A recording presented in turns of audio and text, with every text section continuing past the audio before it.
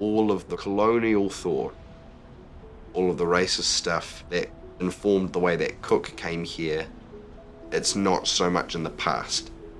Lots of those things are like quite connected to how we behave now.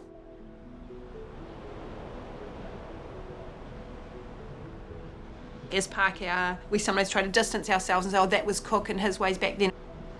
We ignore how much of that thinking we still carry in us. Now, this is sort of the way that colonisation works.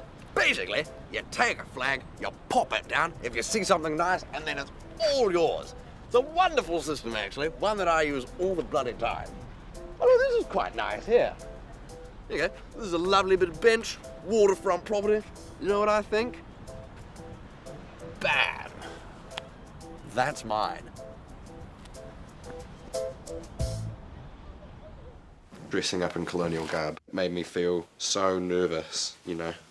It was absolutely terrifying because it represents the worst of Pākehā people dressing up in like colonial, you know, like it feels so horribly loaded. Oh God, that smell. Mix of sweat and fear. Right. Hello. Captain Cook Thinks Again was a theatrical walking tour that Joe and I put together. Cook has died, and basically Cook has spent like about 240 years thinking about what he's done and reading blogs and doing some reflection, basically. Walking around the Wellington waterfront in colonial garb is like immediately like that thing. You get recognised in an instant and people like point at you and like, what are you up to, mate? Although lots of young ones were like, there's Mozart. Yeah, or a pirate. Look at a pirate. Pirate. and we were like, yeah, well, he is. I was really interested in using him as a vehicle for us to unpack what colonial thinking looks like. So, looking back while moving forward. Everyone give it a go. Here we go. So, you don't want anyone slipping away, because if you fall out of formation, you'll be flogged. The scene is 1769. Love it. Cross, everyone, cross!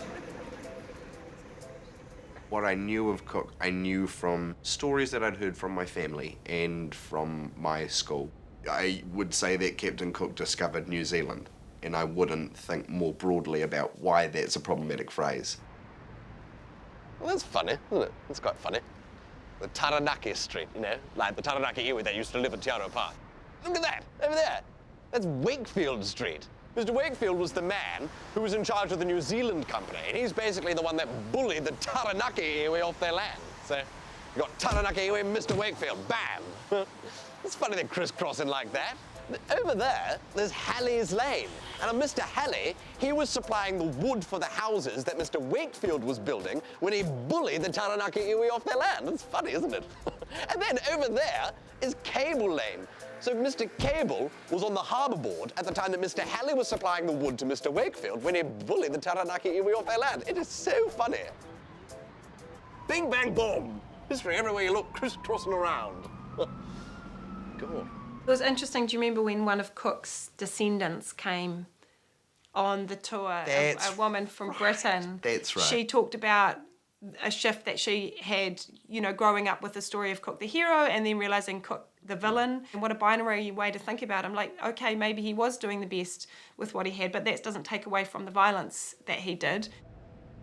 Like, it's so easy to move around inside circles where you don't have to confront any of this at all. That's not the reality of what makes up Aotearoa or any colonised country. And not just stopping at that Pākehā paralysis point about going like, gosh, I don't know, I can't, it's not my conversation. I understand why we do that as Pākehā, but it's not going to help us progress if we get stuck there. Yeah.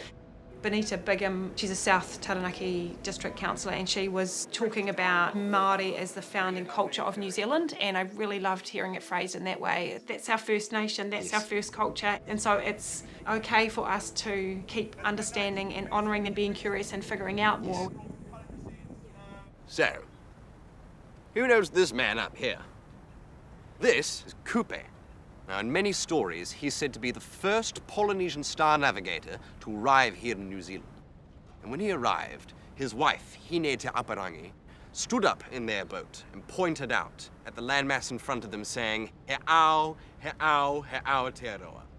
a long white cloud. Now, it'd be a very, very, very, very, very, very, very long time before the first Europeans would arrive. The Dutch named the whole of this country Nova Zealandia. And then I came along and I was like, oh God, that's a bit of a mouthful, isn't it? So I translated that straight into English, and that's how we got New Zealand. Of course, we all sort of forgot there was already another name for this place. I think whatever you call something, it's reflective of the history you think is most important. So we have the English name for this country, and one of the Maori names for this country, Aotearoa. New Zealand, Aotearoa. What do you think? I don't know, come on. Come on.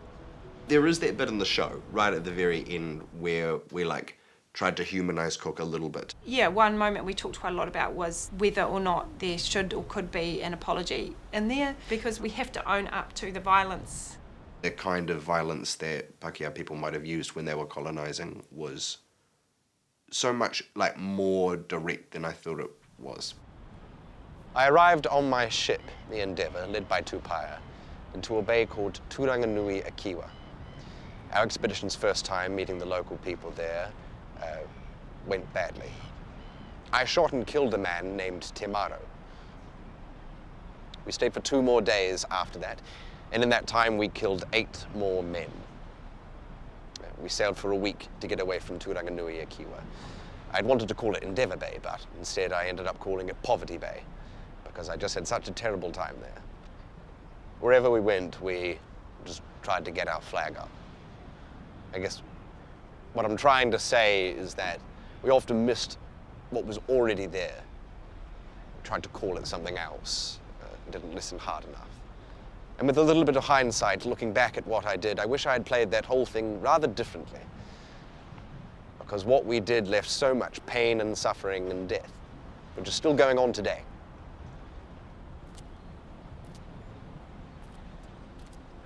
Lots of the process was unpacking my own invisible racism and trying to uncover what I really thought about some things. Well, that's the hard thing, though, isn't it? Like, to be like, yeah, like, we're getting all these things wrong. Yes. We're racist here. That is the place that we're coming from, is Pākehā making this work and trying to do our work and not put that all on our Indigenous people here and go, like, we've got to do some work. It's like if you got a problem in your relationship, you have to talk about it rather than ignoring it. Yeah. That's my analogy. Nice one. Thanks. We're not bound to repeating the same mistakes that we've always made in the past, but we have to look back, like hindsight, at the past and see what's happened and what we've done in order to inform how we approach today, how we behave, what choices we make now. So, with that, I hand it over to you. And to me. And to all of us. All of us. What are we going to do?